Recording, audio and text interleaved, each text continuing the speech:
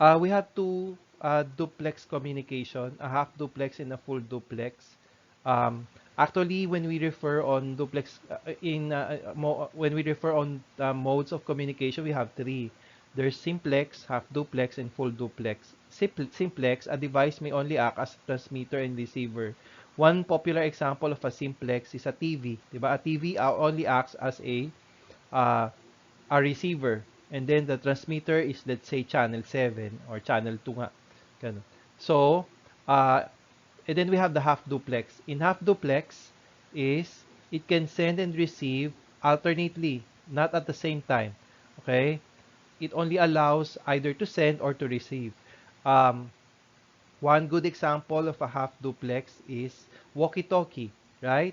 If you remember the ones used by Taxi or FX, okay, they use this walkie-talkie. There are some who uses that. You cannot talk. The two parties cannot talk at the same time, not like in a phone, in a mobile phone. Okay, well, because there's only a single frequency, a single channel that is used for transmit and receive, so they cannot talk. Two parties cannot talk at the same time. Uh, they talk alternately. So that's a half duplex. Okay. In network devices, a hub falls under half duplex. As a full duplex and one network device under full duplex is a switch, you can simultaneously transmit and receive at the same time. You can transmit and receive at the same time. It's simultaneous. One popular example of full duplex is a switch nga. In communication devices, cell phone, okay, is also in full duplex mode. Uh, we have these access control methods, and we have two: contention-based and controlled access. Okay, there's two popular LAN technology we have: Ethernet and token ring.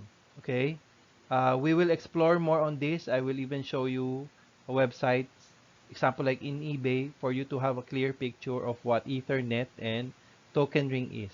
But the point here is that a switch, there's an Ethernet type of a switch. There's also a token ring type of a switch. Okay, that's how it is. So if a switch is of Ethernet type, okay, all devices, all network devices, not only switch, but also a router, a hub, a LAN card. There are those that are of Ethernet type. So if it's Ethernet type, that is contention based. Okay, contention based. In contention based, whenever a switch would send data or a hub, it will be sent to all. It uses broadcast. And then the problem with broadcast, there is a collision. A collision occurs when two or more PC sends at the same time. Okay, but Ethernet network devices has a means to um, manage the collision. It has this CSMA-CD, carrier sense multiple access collision detect. That's what it means. Okay, and then also for wireless, collision also occurs. And a way to manage collision for wireless is the CSMACA. Okay. So again, just like in a road, if there's collision, expect traffic, right? It adds on the congestion in our network. Okay, but then again, there are means for Ethernet devices and Ethernet hub to manage collision. Okay, the controlled access, like the token ring, there are token ring routers, there are token ring switch, token ring hub. There's no collision. Okay, there's no collision. Okay, but among these two, you know what? The most popular is Ethernet. The problem with token ring is, um, I hope you can visualize it when I narrate it. Say, if I have four computers connected, okay, um, the solution for token ring to totally remove collision is only one PC can send at a time. Okay, it do not allow sending computers at the same time. Okay, so the problem with token ring is that there's too much idle, there's too much waiting time. This is the reason why token ring was not embraced in the market, not like the Ethernet. Okay, most of those network devices that we see in the market, most of them are Ethernet type. So better be very careful when you check the specs of our network devices. Okay? So again, Ethernet contention based, okay? has a mean to manage the collision, and that's the SMA CD. Okay, this is a it uses a collision detection process. Okay, um, during our live session, I will discuss this further. This CSMA CD, I have a YouTube video where there is an animation for you to have a clear picture on how CSMA CD works. For wireless, we have CSMA CA. Okay, CSMA CA there.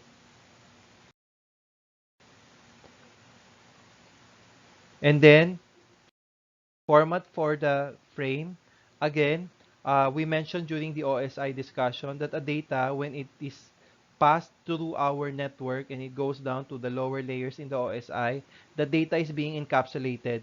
Meaning of encapsulated is that there are added informations on our data. And then there are three parts, okay, for the encapsulation process.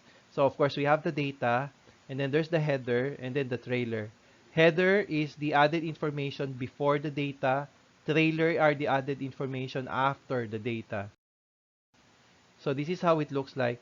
So with the frame, like added informations in the header, we have the frame start.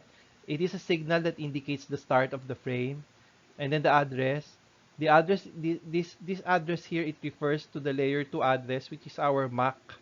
It includes the source and destination MAC or layer 2 address.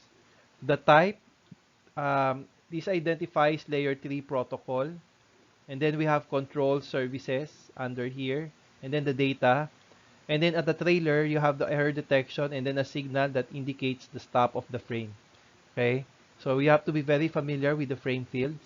Uh, Familiarizing ourselves with this format, with the data encapsulation, this is very important, especially in cybersecurity. You know what? In security, um, there are tools where you can see these added informations, and it helps to know who are the attackers looking at these added informations. It also helps by looking at these added informations to know if there is an attack. Okay? Specific attacks, no? So as for the layer 2 address, again, our end devices will have a layer 2 address, also known as physical or MAC address, the moment we install a LAN card in our computer. So again, the layer 2 address is coming from our LAN card. Whatever MAC address that the LAN card has, that will be the MAC address of our computer. Whenever our computer, say like this one, the source will send data, our data is being encapsulated by a MAC address or a layer 2 address, source and destination to be exact. Okay, so that's how it works. Yeah, so uh, other details for the MAC I in this next slide. So layer 2 MAC address is 48 bits in total. Its format is in hexadecimal. And just like with IP, it has two parts. There's the OUI, okay, Organizational Unique Identifier, which is the first six hexadecimal. For example, this is the MAC address, 00602F3A07BC. So the first six hexadecimal digits, that's the OUI. This is an identifier of the manufacturer or the vendor, okay. So, and then the last six hexadecimal is vendors assigned. So the vendor will generate its own last six hexadecimal. So this is unique to that specific LAN card. Okay, there. So that rule is a requirement of the IEEE. As a summary for this chapter, the data link layer of the OSI model layer 2 prepares network data for the physical network. The data link layer is responsible for the network interface card to network interface card communications. The IEEE 802 LAN data link layer consists of the following two sublayers, LLC and MAC. The two types of topologies used in LAN and WAN networks are physical and logical. Three common types of physical WAN topologies are point-to-point, hub-and-spoke, and mesh. Half-duplex communications exchange data in one direction at a time. Full duplex sends and receives data simultaneously.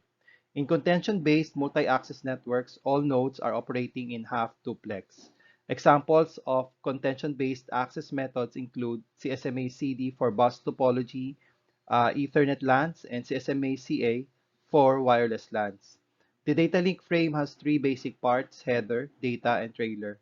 Frame fields includes frame start and stop, indicator flags, addressing, type, control, data, and error detection. Data link addresses are also known as physical addresses. Data link addresses are only used for linked local delivery of frames. And that ends this module. Keep safe and together we learn as one.